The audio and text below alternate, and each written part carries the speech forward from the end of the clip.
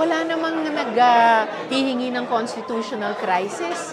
I'm afraid, in fact, with all due respect, yung ganitong desisyon is one that makes us more insecure dun sa dapat na stabilidad na ibinibigay ng konstitusyon.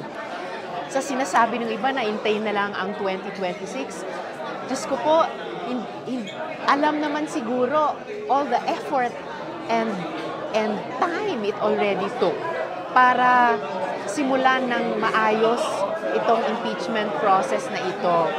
So, hindi naman nila pwedeng basta-bastang sabihin, hintayin na lang ang isa pang taon.